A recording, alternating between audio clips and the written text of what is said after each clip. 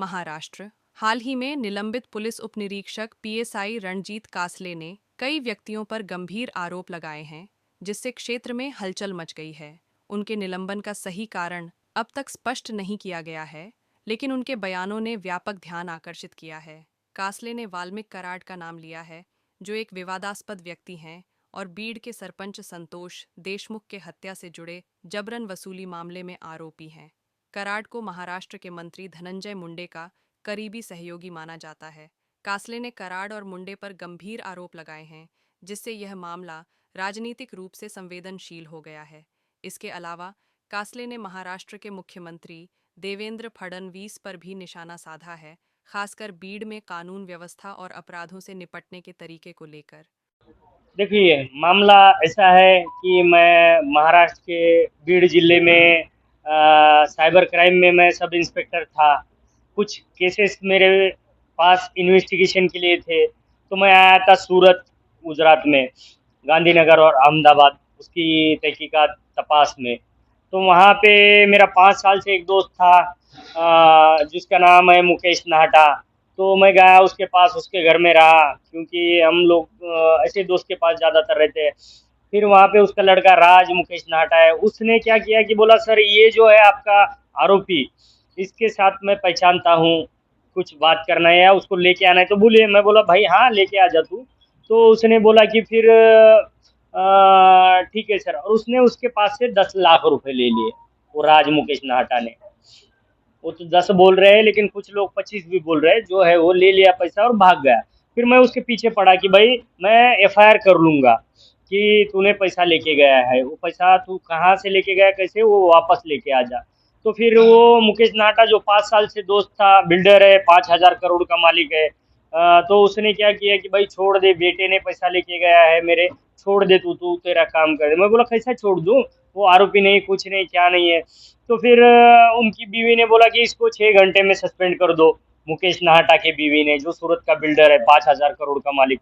तो उन्होंने उनके जो पार्टनर है निखिल गुप्ता, महाराष्ट्र के additional DG law and order है, तो फिर उनको फ़ोन किया और बोले कि ये जो बंदा है सब इंस्पेक्टर, इसको 6 घंटे में, 12 घंटे में सस्पेंड कर दो। तो उन्होंने कुछ इंक्वायरी नहीं, कुछ नहीं किया, और एक इस पे मेरे को सस्पेंड कर दिया 6 घंटे में। फिर मैंने ठीक है बोला, फिर मैंने आवाज़ उठाया, फिर सबकी पोल खोलना चालू कर दिया मैंने।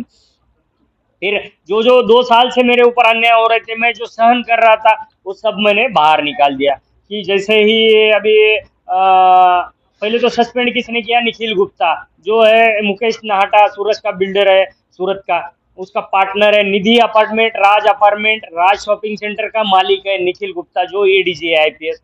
उन्होंने मुझे सस्पेंड कर दिया, जो मुकेश नाहटा की बीवी के कहने पर। तो उसने 6 घंटे में ही सस्पेंड कर दिया, कुछ नहीं, तपास नहीं, कुछ ऑर्डर नहीं, इंक्वायरी नहीं, कुछ नहीं, कुछ नहीं। फिर मैंने, मेरे पास जो 2 साल से मेरे ऊपर अन्याय हो रहे थे, वो सब मैंने बाहर निकाल दिया, कुछ मीडिया, कुछ सोशल मीडिया के थ्रू। तो उसमें से एक सबसे बड़ा मेरा आरोप है गवर्नमेंट के ऊपर, जो मेरा परळी विधानसभा मतदार संघ में ड्यूटी था, जो उस दिन मैं ड्यूटी पे था। ईवीएम मशीन जो रहता है, जो लोग बोलते हैं ईमानदार है, ईमानदार है, ईमानदार से महाराष्ट्र गवर्नमेंट सरकार नहीं आई है, वो तो मैं अभी बोल दूंगा आपको। तो वहाँ पे मेरा ड्यूटी लगा था ईवीएम मशीन के पास। तो ईवीएम मशीन के पास ड्यूटी लगा, तो रात में मुझे चेंज कर दिया। लोगों को पता चला कि ये जो सब इंस्पेक्टर है वो किसी के बाप का नहीं सुनता है, तो उन्होंने मुझे चेंज कर दिया, वहाँ से ड्यूटी से ऑफ दे दिया, बोले तुम रिजर्व है, ऑफ। ठीक है बोला भाई। दूसरे दिन, उसी दिन मेरे अकाउंट में पगार, सैलरी के अकाउंट में, धनंजय मुंडे जो मिनिस्टर है महाराष्ट्र के, उनके अकाउंट से मेरे अकाउंट में 10 लाख रुपए भेज दिए, कंस्ट्रक्शन अकाउंट से। तो मैंने चेक किया, मैसेज आया, तो फिर उसमें से भी 7.5 लाख आज तक वापिस दिए हैं। तो वो 10 लाख मिनिस्टर के अकाउंट में उसी दिन, जिस दिन चुनाव रहता है, क्यों आए भाई साहब, तहकीकात करो। दूसरे दिन मेरे को आराम दिया। दूसरे दिन मेरे को लेके गए 4 बंदे, इमोशनल किडनैपिंग करके। इमोशनल मतलब आपने ये तो सुना होगा इमोशनल ब्लैकमेलिंग, लेकिन इमोशनल किडनैपिंग जो सुना है वो पहला वर्ड है, मुझे किया। 4 लोगों ने लेके गया, सोलापुर जिले में मेरे को 4 बजे छोड़ दिया। वहाँ से फिर मैंने एक दोस्त से मदद मांग ली, भाई बचाओ मुझे। फिर मेरे को वहाँ से मैं बच गया। लेकिन मेरा जो लोकेशन है, मेरे नंबर के, दोनों नंबर के लोकेशन देख लो आप। झूठ आए तो फिर मेरे ऊपर कार्रवाई करना, मुझे अंदर डाल देना। तो फिर अगर मैं शाम को वहाँ पे नहीं हूँ, हाजिरी होती है पुलिस डिपार्टमेंट में, आपको सबको मालूम है। शाम को अगर मैं गैर हाजिर हूँ, अब्सेंट हूँ, पेटी के पास, ईवीएम के पास नहीं हूँ, तो मुझे तभी मेरे को चुनाव आयोग ने आज तक सस्पेंड किया होता, नहीं किया। तो वो सब मिली जुली है। मैंने उसी दिन चुनाव आयोग को भी कहा कि ऐसा ऐसा हुआ है, जो वापस आया 10 लाख मेरे अकाउंट में आ गया है। तो उन्होंने बोला कि आप आपके एसपी के थ्रू से आप ये कर लो, कंप्लेंट कर लो। एसपी के पास गया, एसपी बोला अरे 10 लाख आया भाई, किसी को मिलता नहीं एक दिन में, तू शांति से बैठ ले, 10 लाख रुपए ले ले, मेरा भी नौकरी जाएगा, तेरा भी जाएगा। तो ठीक है बोला, चलो वो छोड़ दिया बात। वो तो उसके बाद में बहुत सारे, फिर मैंने पूरे जो है फडणवीस, ये वो फडणवीस के जो पीए है अभिमन्यु पवार, जो मेरे गांव वाले हैं, जो अभिमन्यु पवार जो है ना, औसा के एमएलए है, जो उनको मैं 5-7 साल पहले 5-10 हज़ार रुपए खर्चा करके, मुंबई में था मैं, वहीं पे मैं सब ये करता था। आज वो 2000 करोड़ के प्रॉपर्टी के मालिक है, सब डॉक्यूमेंट मैंने निकाला है। कैसे 2000 करोड़ का मालिक एक एमएलए हो सकता है? तो जो है ना फडणवीस, जो हमारे मिनिस्टर है महाराष्ट्र के, तो वो उनका पीए है, उसकी इतनी प्रॉपर्टी है। तीसरा बात तो ये है कि हमारे एसपी ने मेरे पास से टैब ले लिया था, उसका प्रूफ है, वो भी है इसमें।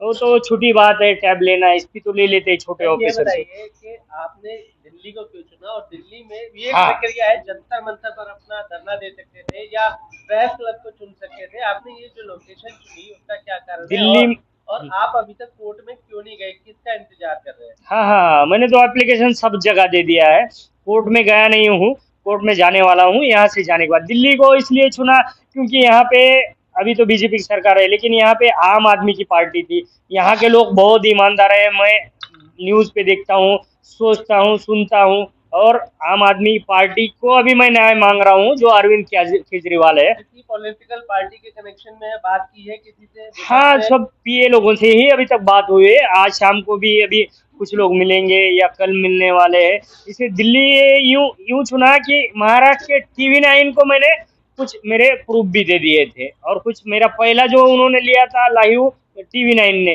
तो उन्होंने कुछ न्यूज़ में छापा ही नहीं था, अकेले ले लिया था। तो वो कहाँ गए, क्या प्रूफ किए, वो मैं नहीं जानता। सब मीडिया मैनेज रहती है वहाँ के सीएम से, हर एक स्टेट की मीडिया। अब आगे की क्या? बस आम आदमी के मिनिस्टर के अकाउंट से आता है जिस दिन चुनाव है, इससे बड़ा क्या प्रूफ दूं? छोटे छोटे प्रूफ तो बहुत सारे। आपने उनसे पैसा मांगा तो वो किसी मिनिस्टर से पैसा मांगे तो वो तुरंत दे देता है कोई आपने मिनिस्टर। इसकी शिकायत क्यों नहीं दी अभी तक? दिया ना मैंने, कहाँ दी? चुनाव आयोग में दिया, लेकिन वो बोले एसपी ऑफिस से, तो एसपी ऑफिस में दे दिया मैंने। वो लोग, आपने कोर्ट न्यायालय का सहारा? कोर्ट नहीं गया, अभी जा रहा हूँ मैं कोर्ट अभी देखो, अभी सस्पेंड किया है इसलिए मैंने अभी कर रहा हूँ, क्योंकि इसके पहले करता तो मुझे तुरंत सस्पेंड कर देते। आपको सस्पेंड हुए कितने टाइम? 15 दिन हो गए ना, तब से आवाज उठा रहा हूँ मैं। इसके पहले आवाज उठाता ना तो कोई मामले में मेरे को सस्पेंड कर देते थे। आपने बताया पहले भी सस्पेंड हो चुके थे? हाँ, एक बार सस्पेंड हो चुका था पहले भी। हाँ, पहले क्यों किया? वो पैसे के मैटर में, पैसा किसी से डिमांड किया, ऐसे मेरे राइटर जो रहता है उसने डिमांड किया, तो उस मैटर में मैं सस्पेंड था। अच्छा, आपके ऊपर ऐसे आरोप क्यों लगते हैं? बार बार आपके पास पैसा आता है या आपके ऊपर पैसे का आरोप लगता है, ऐसा? देखो, मैं हर चीज में सख्त हूँ, एकदम जो कानून है दुनिया को, लोगों को सुनाता हूँ हर चीज में। हर मिनिस्टर या किसी की बात नहीं सुनता हूँ मैं, मतलब जब से मैं कानून में आया तब से किसी की बात नहीं सुनता हूँ। तो मेरे ऊपर आरोप तो होते ही है ना। जैसे कि एक सिंघम पिक्चर आई थी, ऐसे हाँ, मैंने तो मेरे दे दिया है कि भाई मैंने तो पहले ही बोला है, मैं अब झुकेगा नहीं साला, मैं कहीं पे झुकूंगा नहीं। तो देखो, आपको लगता है कि आपको अपनी ईमानदारी का खामियाजा भुगतना पड़ता हाँ, ईमानदारी का खामियाजा ही अब भुगतना पड़ रहा है। जहाँ 5-10 हज़ार मैंने कभी जिंदगी में लिए ना, वो बाहर नहीं आया, और जब ईमानदारी करता हूँ वो बाहर आता है। ऐसा ही हो रहा है मेरे साथ। आपको ये भी लग रहा है आपकी जान को खतरा है? हाँ, जान को खतरा है। मेरी गाड़ी फोड़ दिए थे, न्यूज़ पे भी है, टीवी 9 पे, पीछे से हमला हुआ था। यहाँ पे गुड़गांव में 3 आदमी आए थे, पुलिस को पकड़ के, रिकॉर्डिंग है, पुलिस के पास दे दिया। 3 आदमी महाराष्ट्र की पासिंग की गाड़ी लेके आए थे। एक बात और बताइए कि आपकी सपोर्ट में अभी तक कौन आया, आपके साथ कौन खड़ा हुआ है कंधे से कंधा मिला? किसी ने आपको आश्वासन दिया है?